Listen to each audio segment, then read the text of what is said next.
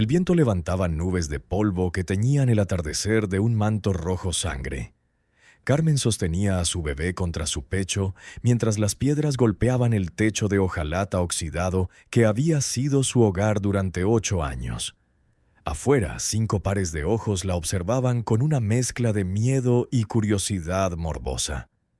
«Tienes hasta el atardecer», gritó don Baltasar Esquivel desde su caballo, sin siquiera dignarse a desmontar y mirarla a los ojos. «Después, mis hombres quemarán lo que quede». Carmen no lloró. No le quedaban lágrimas desde el entierro de Rodrigo hacía 3 meses. En cambio, miró al horizonte, donde la silueta de la torre colonial se recortaba contra el cielo moribundo como un dedo acusador apuntando hacia arriba. La torre que nadie había pisado durante 80 años. La torre donde, según los ancianos del pueblo, aún gemían las almas de los condenados en las noches sin luna. Lucía, su hija mayor, de 12 años, terminaba de envolver las pocas tortillas que les quedaban en un paño limpio. Le temblaban las manos, pero su rostro conservaba esa expresión de determinación prematura que Carmen había visto crecer en ella desde la muerte de su padre. «Mamá», susurró Lucía cuidando que sus hermanos menores no la oyeran. «La señora Petra dice que los espíritus de los mineros muertos viven en la torre. Dice que sus voces vuelven loca a la gente». Carmen acarició el cabello oscuro de su hija, sintiendo el peso de la responsabilidad como una roca en su espalda. «Los muertos no pueden hacernos daño, querida. Son los vivos quienes nos lo han arrebatado todo». Su voz sonaba más firme de lo que sentía. «Tu abuela decía que el miedo es un lujo de quienes pueden elegir. Nosotros ya no tenemos ese lujo». Miguel, de 9 años, apareció cargando el saco con sus pocas pertenencias. Una manta raída, una olla abollada, el rosario de cuentas de madera que había sido de su abuela y el cuchillo de caza de su padre, el único objeto de valor que les quedaba. «¿De verdad vamos a la vieja torre, mamá?» Su voz intentó sonar valiente, pero Carmen pudo ver el terror en sus ojos color miel. «Don Esteban, el de la tienda, dice que hace 80 años encerraron a 38 hombres allí y los dejaron morir de hambre. Dice que por eso nadie se atreve a acercarse». «Don Esteban habla demasiado», respondió Carmen, aunque el escalofrío que le recorrió la espalda fue imposible de ignorar. «Ha llegado la hora de que descubramos qué hay de cierto en esas historias». Rosa, de 6 años, se aferraba con una mano a la falda de su madre mientras con la otra sostenía su única muñeca, hecha de trapos y con el rostro bordado casi borrado por el uso. «Tengo miedo», sollozó. «¿Y si hay fantasmas de verdad?» Tomás, el niño de 4 años con el pecho débil desde su nacimiento, tosió en un rincón, ese sonido húmedo y áspero que Carmen había aprendido a temer. Cada tos sonaba como si le arrancaran pedazos de pulmones. El niño necesitaba un lugar seco, urgente, y la pequeña Elena, de apenas 8 meses, lloraba con ese gemido débil y continuo que denota hambre más allá del hambre, ese llanto que surge cuando un cuerpo pequeño empieza a consumirse. Carmen reunió a sus 5 hijos en el centro de la choza que ya no era suya. «Escúchenme con atención», dijo, agachándose para estar a la altura de sus ojos. «Ahora mismo ustedes son todo lo que tengo en el mundo, y yo soy todo lo que ustedes tienen. Eso nos hace más fuertes que cualquier fantasma, cualquier jefe rico o cualquiera que crea que puede aplastarnos por ser pobres». «¿Más fuerte que don Baltasar?», preguntó Miguel, con esa fe absoluta que solo los niños pueden tener. «Más fuerte que don Baltasar», repitió Carmen, aunque en su corazón no estaba segura de creer sus propias palabras.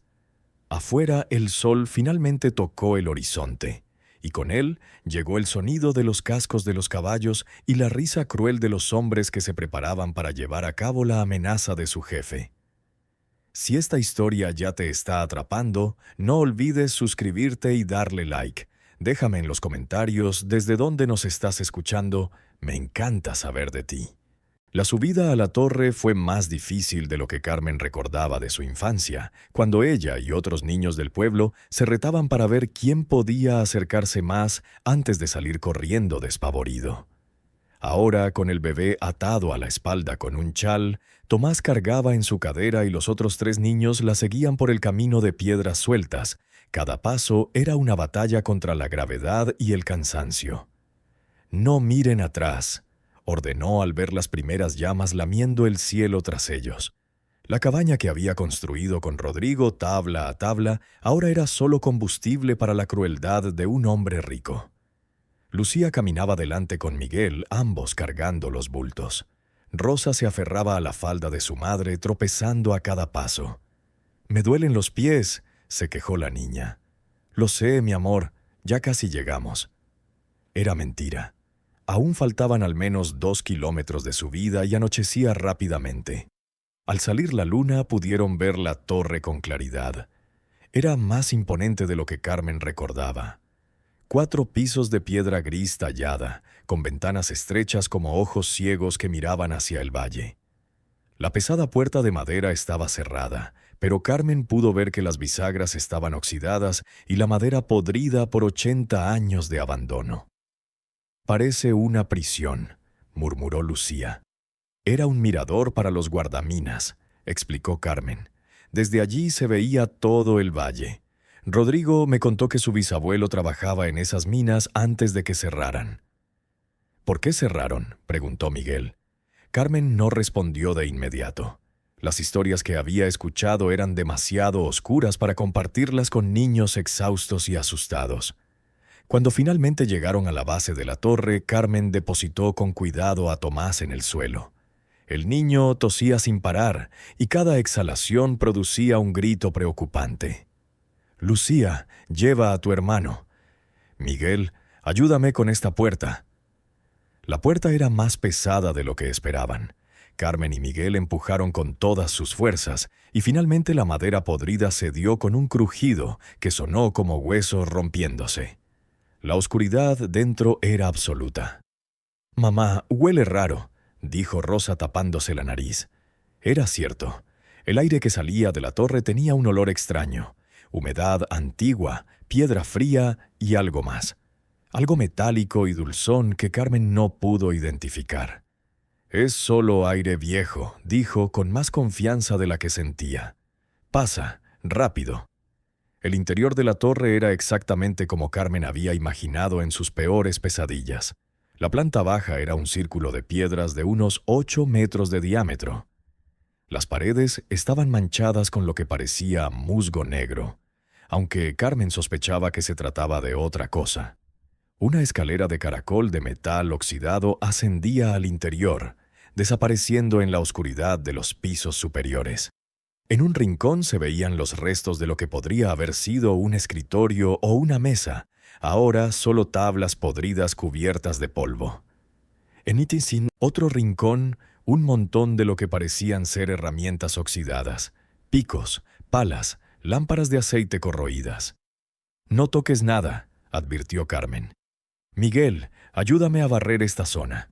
Lucía, busca algo que podamos quemar para hacer una fogata». Mientras los niños trabajaban, Carmen examinó la torre con más atención. Las estrechas ventanas dejaban entrar la luz de la luna justa para ver a través de ellas. El techo del primer piso estaba intacto, lo cual era bueno. Al menos estarían protegidos de la lluvia si llegaba. Pero había algo inquietante en el silencio del lugar. No era un silencio normal. Era el tipo de silencio que se siente pesado, como si el aire mismo estuviera esperando algo. «Mamá, encontré unas tablas secas», anunció Lucía arrastrando trozos de madera de lo que había sido una escalera de acceso exterior. Carmen encendió una pequeña fogata en el centro de la habitación, usando las piedras del suelo para contenerla. El humo ascendía, escapando por las grietas del techo y las ventanas superiores. Mientras la luz del fuego danzaba en las paredes, Carmen repartió las tortillas entre sus hijos. Media tortilla para cada uno. Era lo único que tenían. «¿Habrá más comida mañana?», preguntó Rosa masticando lentamente. «Lo buscaremos mañana», prometió Carmen. Hay raíces y hierbas en el bosque. Iremos a buscar agua del arroyo que vi por el camino. Era otra mentira piadosa. Carmen sabía que ir al arroyo todos los días con 5 niños pequeños sería casi imposible. Pero eso era una preocupación para mañana. Después de comer, acomodó a los niños lo mejor que pudo sobre la única manta que tenían, usando los bultos como almohadas improvisadas. Tomás tosía menos ahora que estaban dentro, protegidos del viento nocturno, pero su respiración seguía sonando agitada. La bebé Elena finalmente se durmió después de comer, aunque Carmen podía sentir que su propia leche se estaba secando debido a la desnutrición y el estrés. Carmen no podía dormir. Se sentó junto al fuego moribundo, alimentándolo de vez en cuando con pequeños trozos de leña, intentando que le durara lo máximo posible. El bebé descansaba en su regazo, respirando suave y acompasada. Afuera, el viento aullaba entre las piedras de la torre, produciendo sonidos extraños, silbidos, gemidos, crujidos. «Es solo el viento», susurró para sí misma. «Solo el viento en una estructura vieja». Pero luego escuchó algo diferente. Al principio pensó que era su imaginación, producto del agotamiento y el trauma de perderlo todo en un solo día. Pero el sonido se repitió, esta vez con más claridad. Un murmullo. «Tú». Muchas voces, todas hablando a la vez, tan bajas que no podía distinguir las palabras, como si decenas de personas susurraran simultáneamente en las habitaciones superiores de la torre. Carmen permaneció completamente quieta, conteniendo la respiración. Las voces continuaron. Ni aumentaron ni disminuyeron de volumen. Simplemente persistieron como una conversación constante al borde de la comprensión. «Es el viento», se dijo a sí mismo otra vez, pero su corazón latía tan fuerte que podía sentirlo en sus oídos. Entonces, clara como el agua, una sola voz se desprendió del murmullo general. «No nos olviden». Carmen se levantó bruscamente, despertando al bebé que comenzó a gemir. «¿Quién anda ahí?». Su voz sonaba débil y temblorosa. Las voces cesaron de repente. El silencio que siguió fue aún más aterrador que los sonidos. Carmen esperó, con todos los músculos tensos, lista para agarrar a sus hijos y huir si era necesario. ¿Pero huir a dónde? No tenían a dónde ir. Pasaron los minutos. El fuego crepitaba. Los niños dormían ajenos a todo. Finalmente, justo cuando Carmen se estaba convenciendo de que todo lo había imaginado, las voces regresaron. Esta vez vinieron desde abajo, desde debajo del suelo de piedra donde ella estaba parada. El murmullo era más fuerte ahora, más insistente. Decenas de voces se superponían, algunas rezando, otras lamentándose, otras gritando palabras que Carmen no podía entender. Y entre todos ellos, una voz joven, clara y masculina. «María del Carmen Vázquez de Córdoba. Tu nombre completo, su nombre de casada». El nombre que Rodrigo solo usaba en momentos íntimos, cuando le recordaba que venía de una familia con historia, aunque ahora esa historia no valía nada ante el poder del dinero. Carmen cayó de rodillas, sus piernas ya no podían sostenerla. «¿Rodrigo?», susurró sabiendo que era imposible, pero incapaz de detener la desesperada esperanza. «En lo profundo. Busca en lo profundo, donde nos dejaron morir». La voz se desvaneció, absorbida una vez más por el murmullo colectivo que ahora parecía venir de todas direcciones a la vez. Arriba, abajo, de las mismas paredes. Lucía se despertó frotándose los ojos. «Mamá, ¿con quién estás hablando?». Carmen se volvió hacia su hija tratando de controlar el pánico en su rostro. «Sin nadie, mi amor. Solo estaba rezando. Vuelve a dormir». Pero Lucía la miró con ojos demasiado perspicaces para una niña de 12 años. «Yo también las oigo, mamá». Las voces. «Desde que llegamos». El amanecer llegó más lentamente de lo que a Carmen le hubiera gustado. Durante toda la noche las voces habían continuado. A veces fuertes, a veces apenas audibles, pero constantes. Carmen y Lucía permanecieron despiertas, acurrucadas, intentando comprender lo que oían. «No son fantasmas», había dicho Lucía en algún momento de la madrugada con la lógica sencilla de una niña que aún no había aprendido a temer a lo imposible. «Los fantasmas no dicen cosas tan específicas. Estas voces intentan decirnos algo». Carmen hubiera querido creer eso, pero el terror primario que sentía en sus entrañas le decía que algunas cosas no tienen explicación lógica. Cuando los primeros rayos de sol entraron a través de las estrechas ventanas, iluminando el interior de la torre con una luz dorada y polvorienta, las voces cesaron bruscamente, como si nunca hubieran existido. Los demás niños empezaron a despertar. Miguel bostezó y se estiró. Rosa se frotó los ojos y buscó su muñeca de trapo. Tomás tosió varias veces, pero el sonido era menos áspero que la noche anterior. «Buenos días, mamá», dijo Miguel con una sonrisa. «¿Dormiste bien?»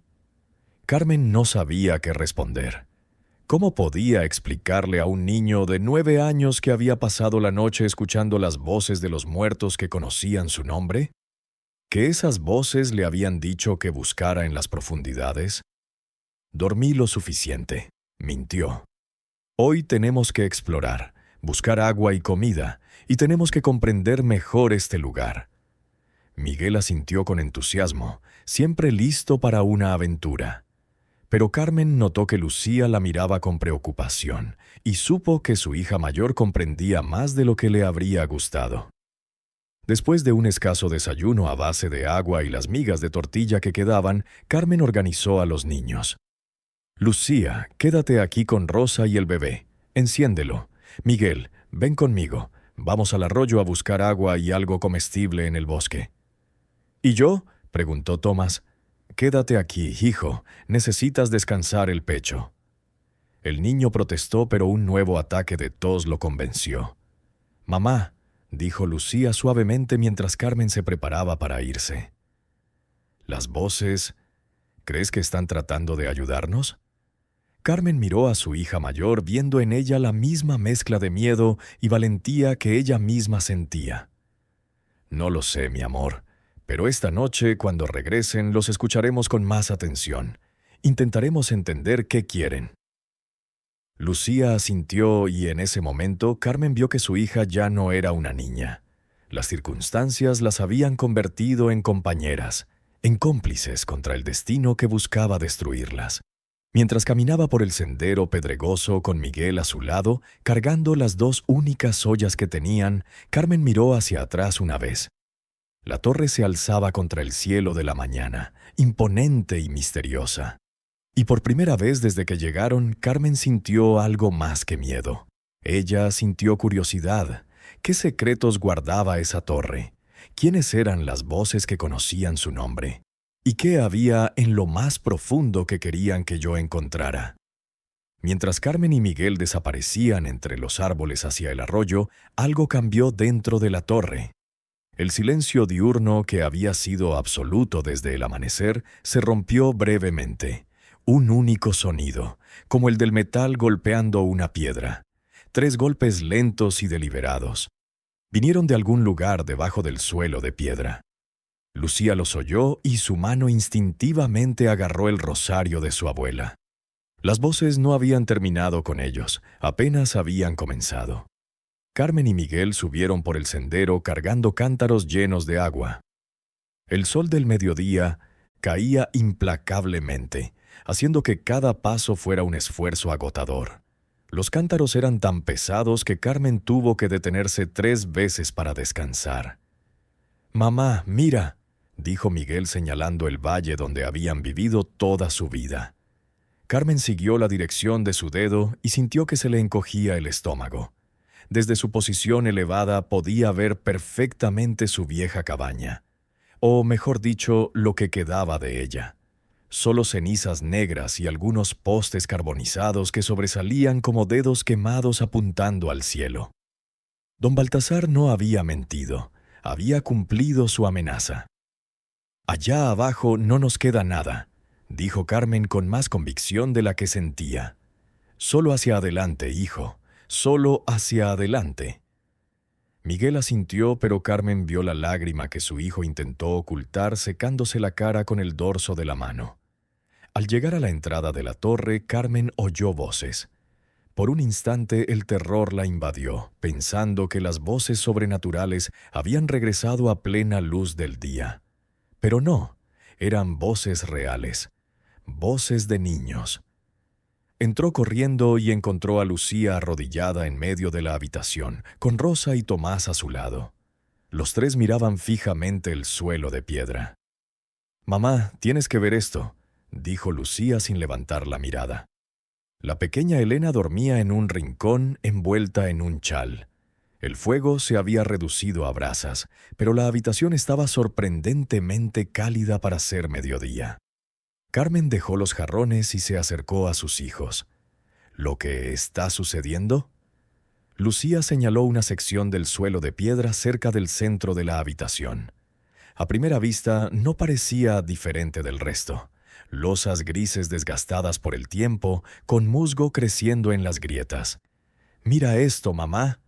Lucía cogió una pequeña piedra y la golpeó contra el suelo. Toc, toc, toc. El sonido era sólido, como se esperaría de un choque de piedra contra piedra. Entonces Lucía se movió medio metro hacia la izquierda y volvió a golpear. Tong, tong, tong. El sonido era completamente diferente. Hueco, como si hubiera un espacio vacío debajo. «Oí los 3 golpes esta mañana», explicó Lucía con los ojos brillantes de emoción y miedo. «Después de que te fuiste. Venían de aquí mismo, así que empecé a golpear en diferentes partes del suelo y encontré esto». Carmen se arrodilló y recorrió las losas con las manos. Ahora que sabía qué buscar, podía sentirlo. Una ligera diferencia de temperatura. Las piedras de esta sección estaban más frías que las demás, como si el aire de abajo fuera más frío que el de la torre. «Ayúdame a limpiar aquí», ordenó Carmen. Los 5 limpiaron el polvo y la suciedad acumulados durante décadas. Poco a poco comenzó a surgir un patrón. 8 losas de piedra formaban un cuadrado perfecto, cada una de aproximadamente medio metro de lado. Y en el borde de cada losa, apenas visibles bajo la mugre, había marcas talladas. «Son números», murmuró Miguel trazando uno con el dedo. «Mira, este dice B, como en números romanos. 5. Tenía razón, cada losa estaba numerada. Y, segundo, tercero, cuarto, poco es come, 7, 8. Es una entrada», dijo Carmen, sintiendo que el corazón le latía más rápido. «Una entrada sellada». «¿Entrada a dónde?», preguntó Rosa con voz temblorosa. Carmen no respondió. Ya sabía la respuesta, aunque deseaba no saberla. A las profundidades, donde las voces le habían dicho que buscara, donde los dejaron morir. «No vamos a abrirla», dijo Carmen levantándose bruscamente. «Olvida lo que viste». Lucía la miró con incredulidad. «¿Qué? Mamá, las voces te dijeron que miraras aquí. ¿Y si hay algo ahí abajo que pueda ayudarnos?» «¿Y si hay algo ahí abajo que podría matarnos?», respondió Carmen con más dureza de la que pretendía. «No, es demasiado peligroso».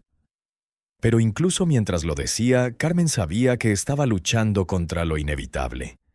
Preparó el almuerzo, una sopa aguada hecha con hierbas silvestres que había recogido en el bosque y un poco de agua del arroyo.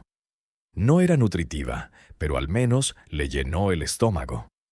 Mientras los niños comían, Carmen se sentó con la espalda apoyada en la pared, mirando las 8 fichas numeradas en el centro de la habitación. «¿Por qué están numerados?», pensó. «¿Algún tipo de código? ¿Instrucciones?» «Mamá», dijo Tomás interrumpiendo sus pensamientos. «Mi pecho se siente mejor aquí, ya casi no toso». Era cierto. Desde que llegaron a la torre, la tos húmeda del niño había mejorado considerablemente. El aire seco de la estructura de piedra era mejor que la humedad de la cabaña con techo de hojalata. «Me alegro, mi amor». «¿Podemos quedarnos aquí para siempre?», preguntó Rosa. «Para siempre». La palabra resonó en la mente de Carmen. No tenían comida, No tenían dinero. No tenían amigos en el pueblo que se atrevieran a desafiar a don Baltasar ayudándolos. En una semana, quizá 2 si tenían suerte, y encontraban suficientes raíces y hierbas, empezarían a morir de hambre. La pequeña Elena ya estaba peligrosamente delgada. Carmen podía contarle cada una de sus costillas cuando la bañaba. Necesitamos un milagro, Carmen pensó. O al menos una oportunidad. ¿Qué pasaría si las voces no fueran una maldición, sino una oportunidad? Al caer la tarde, Carmen había tomado su decisión. Lucía, necesito tu ayuda. Miguel también. Los 2 niños mayores se acercaron inmediatamente, sabiendo sin palabras lo que su madre planeaba hacer. Rosa, cuida de Tomás y del bebé. Si algo sale mal, si oyes algo raro, grita lo más fuerte que puedas. ¿Entendido? Rosa asintió solemnemente, aunque sus ojos estaban llenos de lágrimas de miedo. Carmen, Lucía y Miguel se arrodillaron alrededor de las losas numeradas. De cerca, Carmen pudo ver que en realidad no estaban selladas con mortero. Simplemente estaban colocadas una al lado de la otra, con 80 años de tierra y polvo llenando los espacios entre ellas. Empecemos por la número 1, decidió Carmen. Intentemos levantarla. Usó el cuchillo de caza de Rodrigo para limpiar los bordes de la primera losa. La tierra estaba compactada, pero no era imposible de remover. Después de 10 minutos de trabajo, habían despejado suficiente espacio alrededor de la losa número 1. Ahora los 3 juntos, de 3 en 3. 1, 2, 3. Empujaron con todas sus fuerzas, intentando levantar la losa por un borde. Él no se movió. Lo intentaron otra vez y otra vez. Al cuarto intento, con Carmen al borde de las lágrimas de frustración, la losa finalmente cedió. Apenas se elevó 1 centímetro, pero fue suficiente. «Miguel, mete la pala aquí». Miguel metió la punta de una de las palas viejas y oxidadas en el hueco. Haciendo la palanca, lograron levantar la losa lo suficiente para que Carmen pudiera meter los dedos debajo. Una vez más. Ahora. La losa fue levantada completamente y arrastrada hacia un lado. Abajo había oscuridad absoluta. Y un olor. Dios, el olor. No era el olor empalagoso a carne podrida lo que temía Carmen. Era peor en cierto modo. Era el olor del tiempo detenido, del aire inmóvil en 80 años, de humedad, piedra y algo metálico que le hacía escocer la nariz. Carmen miró por el agujero, pero no vio nada. Estaba completamente oscuro. «Necesitamos luz», dijo. Lucía corrió a buscar uno de los trozos de madera resinosa que habían apartado para hacer antorchas. Lo encendieron en las brasas del fuego y regresaron. Con la antorcha en la mano, Carmen volvió a mirar fuera del agujero. Lo que vio le dejó sin aliento. Pasos. Escalones de piedra que descienden en espiral hacia las profundidades. Y en las paredes, a ambos lados de los escalones, talladas directamente en la roca, había palabras. Miles de palabras, nombres, fechas, mensajes. Carmen leyó en voz alta el más cercano. «Aquí yace mi fe, 12 de septiembre de 1867, Juan Córdoba». Miguel señaló otro. «A mi esposa María, perdóname, 3 de octubre de 1867, Roberto Vázquez». Lucía, con voz temblorosa, leyó un tercero. «Dios, ten piedad de nuestras almas». 20 de noviembre de 1867. 38 hombres esperan tu juicio. Carmen sintió que las lágrimas comenzaban a caer por sus mejillas. Estas no eran solo historias de ancianos. Esto era real. Había hombres reales, con nombres reales, que habían muerto aquí. Y una de ellas se llamaba Córdoba, apellido de soltera de Carmen. «Mamá», susurró Lucía. «¿Crees que...?» «Sí», respondió Carmen. «Creo que sí. Creo que uno de estos hombres era pariente nuestro. Por eso las voces sabían mi nombre». «No voy a bajar», dijo Carmen, más para sí misma que para sus hijos. «Es demasiado peligroso». Pero sus pies ya se movían hacia los escalones. «Lucía, quédate arriba con los niños. Si no regreso en 10 minutos, o si oyes algo extraño, vuelve a sellar la entrada». «Mamá, no...» no es negociable. Carmen tomó la antorcha y comenzó a descender.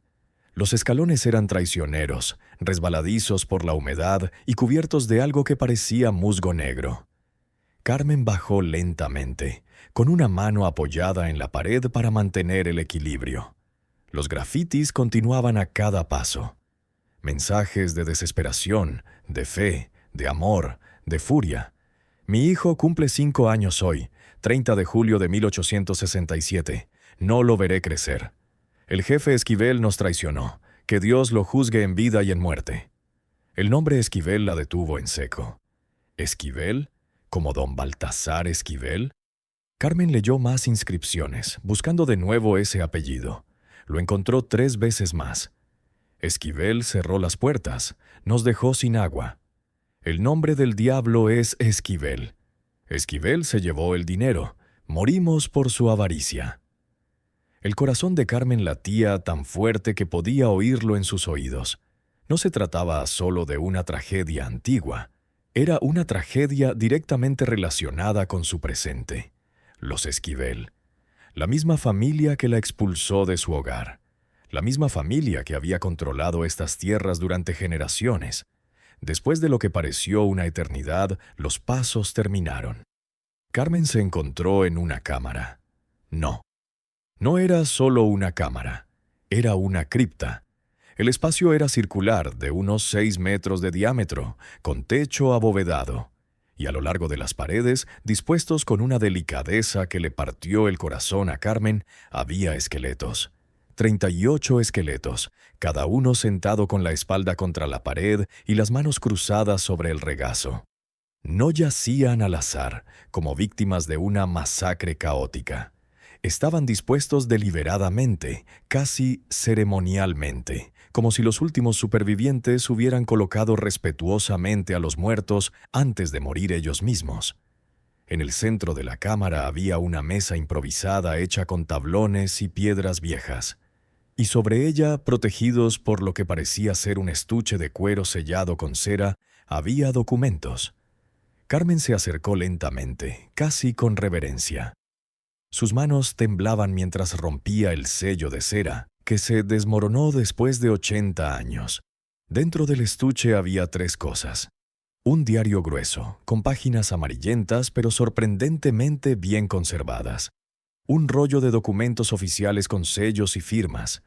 Un pequeño bolso de cuero que tintineaba con un sonido metálico. Carmen abrió el diario en la primera página y leyó. Si alguien encuentra esto, sepa que no morimos por accidente, sino por asesinato. Don Armando Esquivel, dueño de la mina San José y abuelo del actual dueño, nos encerró aquí cuando descubrimos que robaba la plata que extraíamos. Exigimos nuestros salarios atrasados. En lugar de pagarnos, nos invitó a inspeccionar los nuevos túneles y luego selló todas las salidas. Somos 38 hombres. Llevamos 5 días sin agua. Escribo esto para que nuestras familias sepan la verdad, para que algún día se haga justicia. La firma al final decía: Juan, Sebastián Córdoba Vázquez, Foreman. Carmen estaba sin aliento. Córdoba. Vázquez, ambos apellidos de su familia. Este hombre era su antepasado, su tatarabuelo, quizás, y había muerto aquí, asesinado por avaricia. Carmen no supo cuánto tiempo permaneció allí, de rodillas entre los 38 esqueletos, llorando por los hombres que murieron 80 años antes de que ella naciera. Lloré por ellos, por sus familias que nunca supieron qué les pasó, por la injusticia que nunca fue castigada. Y lloró por sí misma, porque ahora comprendía que la crueldad de la familia Esquivel no había comenzado con don Baltasar. Era generacional. Era un legado de sangre y avaricia transmitido de padres a hijos. Entonces las voces comenzaron de nuevo. Pero esta vez Carmen no tenía miedo. Esta vez pude distinguirlas claramente. 38 voces, cada una única, cada una contando su propia historia. Mi hijo tenía 3 años cuando me encerraron aquí. Trabajé en esta mina durante 20 años y así me pagaban. Mi esposa nunca supo lo que me pasó. Morí de sed, de tanta sed. Y entre todas ellas, una voz que Carmen ahora reconoció como la de su tatarabuelo. María del Carmen, descendiente de mi sangre. Toma los documentos, cuenta nuestra historia, haz lo que nosotros no pudimos hacer, haz justicia. Lo haré, susurró Carmen en la oscuridad. Te lo prometo, abuelo, lo haré. Las voces se callaron entonces, pero Carmen sintió algo que no había sentido desde la muerte de Rodrigo. No estaba sola. Tenía antepasados, tenía una historia, tenía un propósito más grande que simplemente sobrevivir. Con cuidado, Carmen recogió el diario, los documentos y la bolsa de cuero. La bolsa contenía monedas, como sospechaba. No muchas, pero al tocarlas, Carmen sintió que eran de plata pura. Suficiente para comprar alimentos para varios meses si se usa con cuidado. Pero más importante que el dinero eran los documentos. Los desenrolló parcialmente y vio que eran títulos de propiedad, títulos originales de las tierras que ahora poseía don Baltasar. Y estos títulos demostraban que la tierra no pertenecía a la familia Esquivel. Pertenecía a un grupo de mineros, entre ellos Juan Sebastián Córdoba Vázquez. Si estos documentos eran auténticos, y Carmen no tenía motivos para dudar de su autenticidad dado dónde los había encontrado, entonces don Baltasar no era el legítimo propietario de nada. Carmen subió los escalones más rápido de lo que había bajado, con su mente llena de posibilidades. Cuando salió por el agujero en el suelo, Lucía corrió a abrazarla. «Mamá, creí que te había pasado algo terrible. Llevas ahí abajo casi 1 hora». ¿1 hora? Carmen no lo podía creer. Le habían parecido solo unos minutos. «Mira lo que encontré». Carmen extendió el diario, los documentos y la bolsa de monedas en el suelo. Los ojos de Lucía se abrieron de par en par. «¿Qué es todo esto?» «Es justicia», respondió Carmen. «Es justicia que ha esperado 80 años. Si esta historia te tiene al borde del asiento, asegúrate de suscribirte y activar las notificaciones para no perderte ninguna historia como esta. Tu apoyo significa todo para mí». Esa noche, después de que los niños más pequeños se hubieran dormido, Carmen y Lucía se sentaron junto al fuego, estudiando los documentos a la luz de las llamas. «Mamá, hay algo que no entiendo», dijo Lucía. «Si estos documentos son tan importantes, ¿por qué no los buscaron los Esquivel? ¿Por qué no vinieron a la torre y los destruyeron?» Esa fue una buena pregunta. «Porque no sabían», respondió Carmen lentamente, comprendiendo al hablar. Don Armando les contó a todos que los mineros huyeron, que abandonaron sus trabajos y se fueron del valle como cobardes. La familia nunca supo que los había asesinado aquí, y don Armando probablemente murió sin decirle la verdad a nadie. Así que durante todos estos años los Esquivel han creído que son los legítimos dueños. Exactamente. Lucía reflexionó sobre esto por un momento. «¿Qué vamos a hacer, mamá?» Carmen miró a su hija mayor, viendo en ella una madurez que no debería existir en una niña de 12 años. «Aún no lo sé, mi amor. Estos documentos son poderosos, pero también peligrosos. Si don Baltasar descubre que los tenemos...» No necesitó terminar la frase. Ambos sabían lo que un hombre como don Baltasar haría para proteger su fortuna y su reputación. «Pero tenemos que hacer algo», insistió Lucía. «¿No podemos? No podemos simplemente ignorar esto». Carmen pensó en los 38 esqueletos que había abajo. Pensó en las voces que la habían guiado hasta allí. Pensó en su tatarabuelo Juan Sebastián, quien murió intentando conseguir justicia para sus camaradas. «Tienes razón», dijo finalmente. «No podemos ignorarlo, pero tenemos que ser inteligentes. No podemos ir al pueblo y acusar a don Baltasar. Necesitamos un plan». «¿Qué tipo de plan?» Carmen miró hacia la entrada de la torre, donde la luna llena iluminaba el valle de abajo. «Necesitamos encontrar a alguien con poder, alguien que no les tenga miedo a los Esquivel, un juez, un funcionario del gobierno, un abogado honesto, si es que tal cosa existe. ¿Y cómo vamos a encontrar a alguien así?» «Todavía no lo sé», admitió Carmen. Pero las voces me guiaron hasta aquí por algo. Confío en que me mostrarán el siguiente paso. Lucía asintió y luego hizo una pregunta que Carmen había estado evitando. ¿Y si no funciona, mamá? ¿Y si usamos los documentos y don Baltasar los destruye y nos mata? Carmen tomó las manos de su hija entre las suyas. Entonces al menos lo habremos intentado. Al menos les habremos demostrado a tus hermanos que vale la pena luchar por algunas cosas, incluso cuando das miedo. Sobre todo cuando das miedo. A lo lejos, desde algún lugar profundo debajo de la torre, Carmen escuchó algo que la hizo sonreír a pesar de todo. Un sonido suave, casi musical, como si 38 voces cantaran una canción de esperanza. Durante los siguientes 3 días, Carmen usó una de las monedas de plata para comprar comida en el pueblo vecino, lo suficientemente lejos como para que no la reconocieran. Compró frijoles, masa para tortillas, un poco de queso y, lo más importante, medicina para la tos de Tomás. Por la noche estudiaba los documentos con Lucía, memorizando cada detalle, cada nombre, cada fecha. Y durante el día observaba el valle desde las altas ventanas de la torre, observando el movimiento de la gente, buscando oportunidades. La oportunidad llegó el 4.º día. Desde su posición elevada, Carmen vio un carruaje inusual que subía por el camino principal hacia la hacienda de don Baltasar. No era el tipo de carruaje que usaban los comerciantes locales. Este era elegante, oficial, con un emblema del gobierno pintado en un costado. «Lucía, ¿ves eso?» Su hija asintió. «Es alguien importante». «Muy importante», coincidió Carmen. «Y puede que sea justo la oportunidad que estábamos esperando». Esa noche, mientras los niños dormían, Carmen tomó una decisión. Mañana iría al pueblo. Buscaría información sobre el importante visitante, y si se presentaba la oportunidad, daría el primer paso hacia la justicia que 38 hombres habían esperado durante 80 años. Las voces bajo la torre habían permanecido en silencio desde aquella primera noche en la cámara.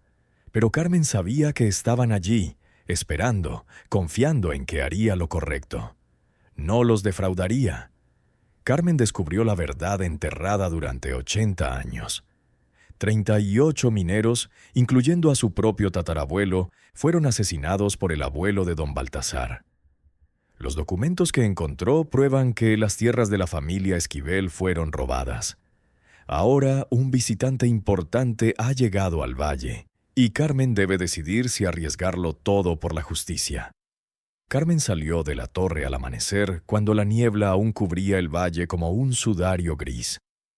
Había escondido los documentos más importantes en el forro de su falda, cuidadosamente cosido durante la noche. Llevaba las monedas de plata en una bolsa atada a la cintura, oculta bajo su chal. «Volveré antes del anochecer», le prometió a Lucía, que sostenía a la pequeña Elena en brazos. «Si no vuelvo para el atardecer, se llevarán a los niños y huirán al norte. A San Miguel, no me esperes». «Mamá, no digas eso. Prométemelo, Lucía». Su hija mayor asintió con lágrimas en los ojos, pero con la mandíbula firme. Esa fuerza ante el miedo fue lo que impulsó a Carmen a seguir adelante. El pueblo estaba a 2 horas de caminata cuesta abajo. Carmen tomó el camino largo, el que rodeaba el rancho de don Baltasar en lugar de pasar por delante. No podía arriesgarse a que la vieran. Cuando llegó a la plaza central, el sol ya estaba alto. El mercado bullía de actividad.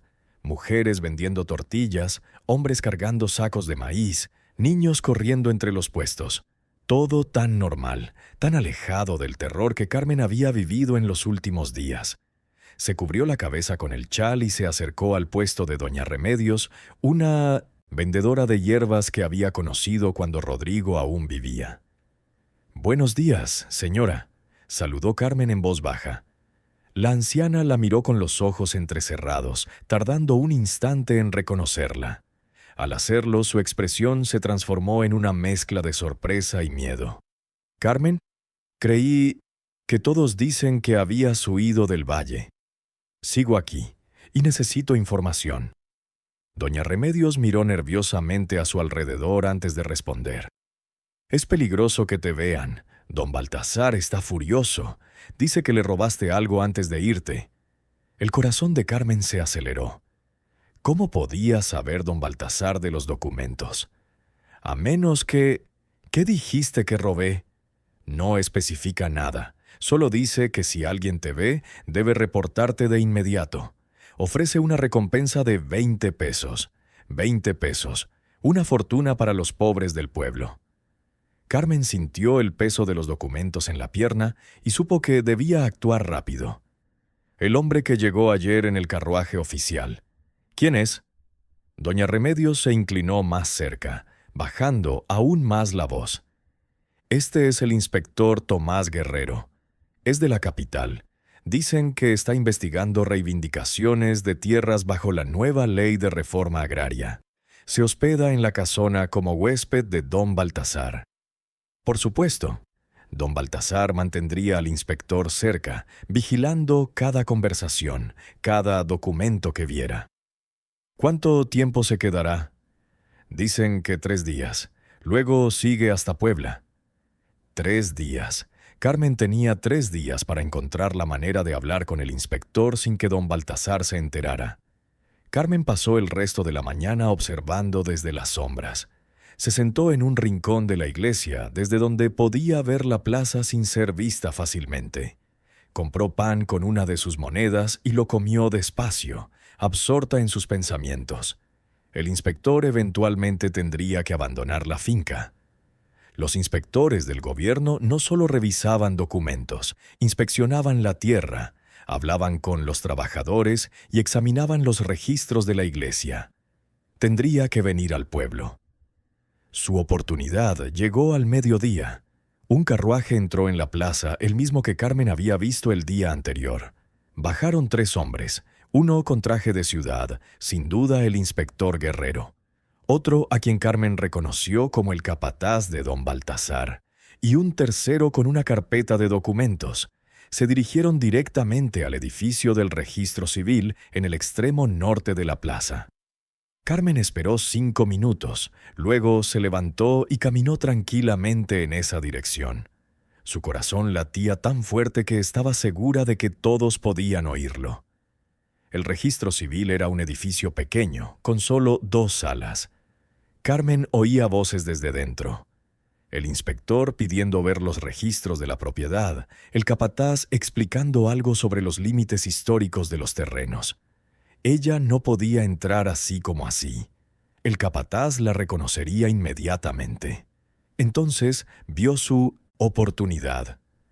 Al fondo del edificio había una ventana abierta, probablemente para que entrara aire en la habitación sofocante. Carmen se acercó en silencio con la espalda contra la pared. Desde allí pude escuchar cada palabra. Los registros muestran claramente que la familia Esquivel es propietaria de este terreno desde 1870, dijo el capataz. Todo está en orden, inspector. Mi empleador tiene los títulos originales. 1870, respondió el inspector. Su voz sonaba joven y educada. Eso fue 3 años después del fin de la intervención francesa. ¿Cómo adquirió la familia el terreno durante un período tan caótico? Compra legítima, señor. Los anteriores dueños huyeron durante la guerra. Don Armando Esquivel, que en paz descanse, compró las tierras a buen precio y las registró debidamente. Mentiras. Todas mentiras. Los dueños anteriores no huyeron, los asesinaron. Y Carmen tenía la prueba.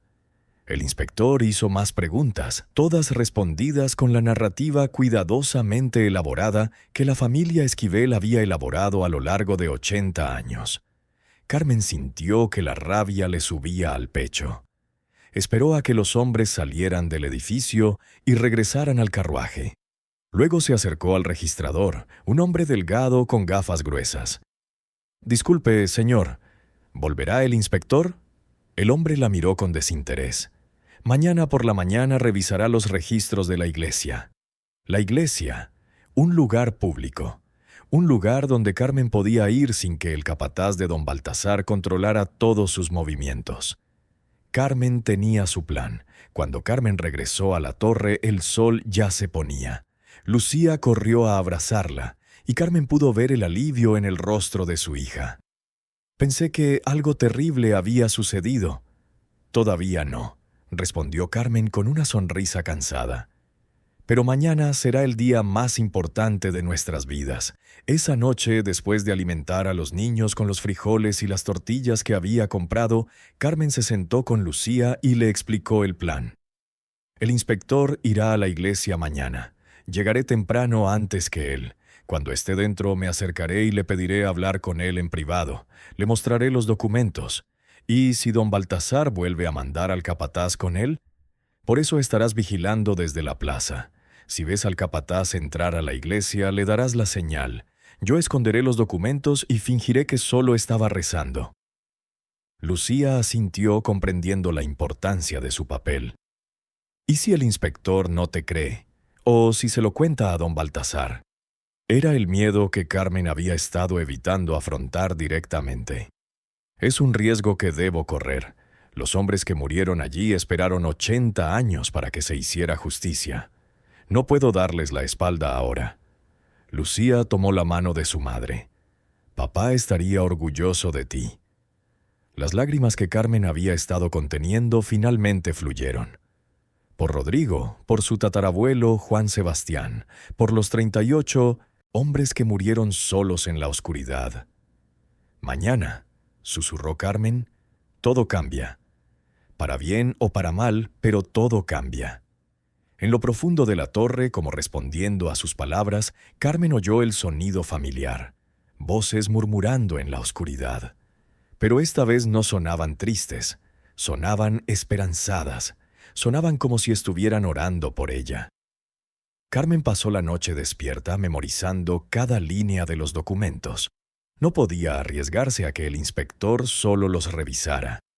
Tenía que ser capaz de explicar cada detalle, cada prueba, cada conexión entre el pasado y el presente. Al amanecer, Carmen se puso su mejor vestido, el que había salvado de las llamas. Se peinó con cuidado. Quería lucir respetable, digna, creíble. «Ya es hora», le dijo a Lucía. Madre e hija descendieron juntas por el sendero dejando a Miguel a cargo de los niños pequeños. Esta vez, Carmen no tomó el camino largo. Tomó la ruta directa, la que pasaba frente a la hacienda de don Baltasar. Ya no se escondería más. Carmen esperó hasta el mediodía, cuando el sol calentaba lo suficiente para que Tomás respirara mejor. Dejó a Lucía a cargo con instrucciones claras. Mantener la puerta cerrada, no salir por ningún motivo, y si alguien preguntaba, decir que mamá había ido a buscar agua. Los documentos estaban envueltos en tela engrasada dentro de su chal. El peso de 80 años de silencio la oprimía el pecho mientras descendía por el sendero rocoso hacia el pueblo. Santa Ana del Cerro se veía diferente a plena luz del día, más pequeña, más pobre de lo que recordaba. Las calles polvorientas estaban casi vacías a esa hora, solo unas cuantas mujeres caminando hacia el mercado y niños jugando con aros de madera. El camión del gobierno estaba estacionado frente al ayuntamiento, verde oliva con el escudo nacional en las puertas. Carmen sintió que el corazón se le aceleraba. «¿Señora?» Una voz la detuvo. Era don Esteban, el dueño de la pequeña tienda de comestibles. Un hombre de 60 años de mirada amable que siempre había sido cordial con Ricardo cuando venían al pueblo. «Don Esteban». Oí lo que pasó, con su marido, con la casa. El anciano bajó la voz. «¿Es cierto que se refugió en la torre?» Carmen asintió lentamente. «Virgen Santa, ese lugar…» se santiguó. «Dicen que está maldito, que los muertos no descansan allí.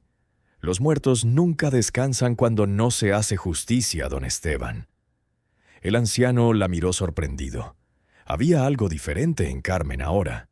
Ya no era la viuda asustada del funeral. Había firmeza en su voz. «¿Qué vas a hacer?» «Lo correcto, por fin». Don Esteban miró hacia el ayuntamiento y luego a Carmen. «Ese inspector se llama licenciado Ramírez. Viene de la capital como parte del nuevo programa de reforma agraria. Dicen que es honesto, pero don Baltasar ya se reunió con él esta mañana, durante 2 horas. Carmen sintió un nudo en el estómago. ¿Sabes de qué hablaron? No, pero don Baltasar se fue sonriendo, y el padre Ignacio también estaba allí. Padre Ignacio, el sacerdote que recibía donaciones de la familia Esquivel cada mes. El mismo que había mirado a Carmen con desdén en el funeral de Ricardo, como si su viudez fuera un castigo divino por algún pecado no confesado. «Tenga cuidado, señora Vázquez», le advirtió don Esteban. «Don Baltasar no es como su abuelo. Es más delicado en sus métodos, pero igual de peligroso». Carmen asintió en señal de agradecimiento y continuó hacia el ayuntamiento. El inspector Ramírez era un hombre alto, de unos 30 años, con gafas de montura metálica y un traje modesto pero bien cuidado. Estaba revisando documentos en la alcaldía cuando Carmen llamó a la puerta. «¿Señora?» La miró con curiosidad. «Abogado Ramírez. Mi nombre es Carmen Córdoba, viuda de Vázquez. Necesito hablar con usted sobre un asunto de justicia histórica». El inspector notó algo en su tono. Cerró la puerta y le ofreció una silla. Escuchó. Carmen respiró hondo. Este era el momento. Ya no había vuelta atrás. Desempaquetó los documentos que estaban sobre el escritorio. Hace 80 años, 38 mineros fueron asesinados en la mina San Rafael. Sus cuerpos fueron sellados en una cámara subterránea. Sus familias nunca supieron qué les sucedió, y el responsable construyó su imperio sobre ese crimen. El inspector tomó los papeles con cuidado. Su mirada recorrió rápidamente la escritura descolorida del diario de Juan Sebastián. «Dios mío», murmuró, «¿dónde encontraste esto?» «En la torre abandonada. Hay una cámara sellada con los restos, los documentos que prueban la propiedad original del terreno. Todo». Ramírez leyó en silencio durante varios minutos. Al terminar, se quitó las gafas y se frotó los ojos. «Señora Vázquez, ¿entiende lo que me está entregando? Esto destruiría por completo a la familia Esquivel. Don Baltasar perdería todas sus propiedades. Podría enfrentar cargos penales por obstrucción a la justicia». «Lo sé. También sabe que tiene 5 hijos, que no tiene hogar, que don Baltasar tiene un poder considerable en esta región». El inspector la miró fijamente. «¿Por qué arriesgar todo esto?» Carmen pensó en las voces, en los susurros que conocían su nombre completo, en los 38 hombres que habían muerto esperando una justicia que nunca llegó. «Porque alguien tiene que hacerlo». Carmen nunca recibió una respuesta completa. La puerta del ayuntamiento se abrió de golpe.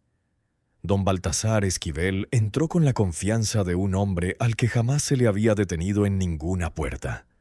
Alto, de 50 años, vestía ropa de montar cara. Detrás de él venía el padre Ignacio. «Abogado Ramírez, disculpe la interrupción, pero me informaron que…» Se detuvo al ver a Carmen. Su mirada se dirigió a los documentos sobre el escritorio. El silencio era absoluto. «Señora Vázquez», dijo finalmente don Baltasar con voz contenida. «Qué sorpresa encontrarla aquí». «¿Don Baltasar?» Carmen no se movió de su silla.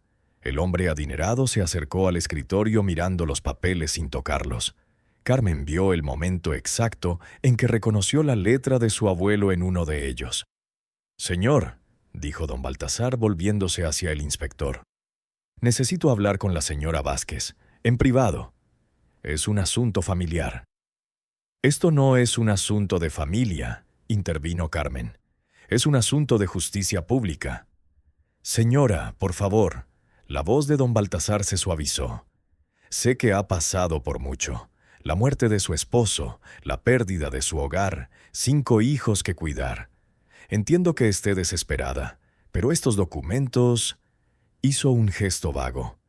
«Son interpretaciones de hechos de hace 80 años. No prueban nada definitivo». El inspector Ramírez se puso de pie. «Señor Esquivel, estos documentos constituyen una prueba histórica importante. Requieren una investigación exhaustiva». Por supuesto, y estoy completamente dispuesto a cooperar. Don Baltasar sonrió, pero su mirada permaneció fría.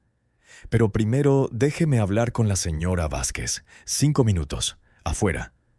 Carmen miró al inspector, quien asintió lentamente. En el pequeño patio trasero del ayuntamiento, bajo la sombra de un viejo mezquite, don Baltasar mostró por fin su verdadero rostro. ¿Cuánto quieres? Carmen parpadeó. ¿Disculpa? Dinero.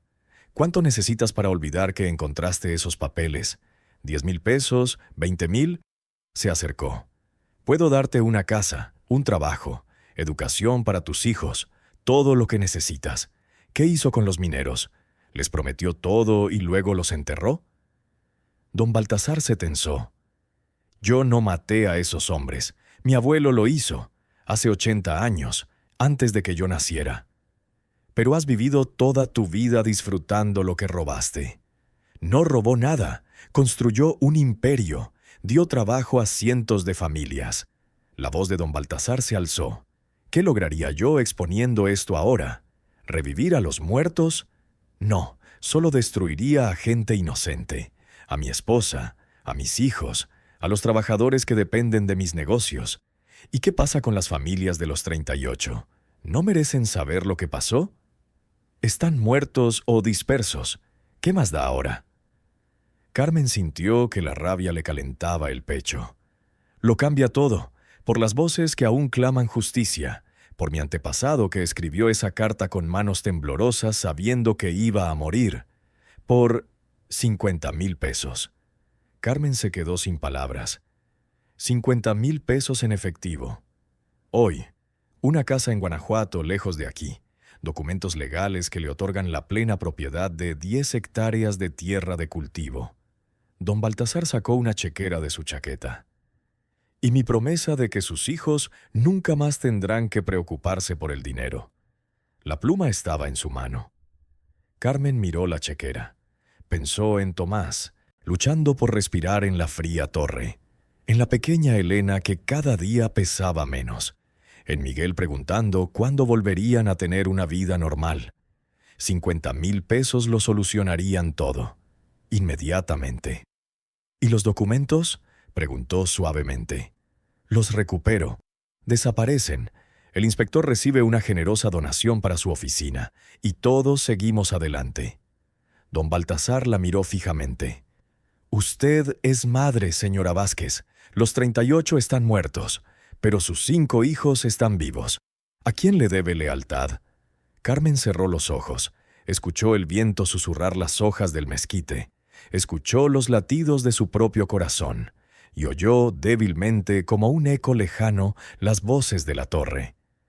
Carmen Lucía Córdoba Vázquez. No nos olvides, no nos olvides. Abrió los ojos. No. Don Baltasar bajó la pluma.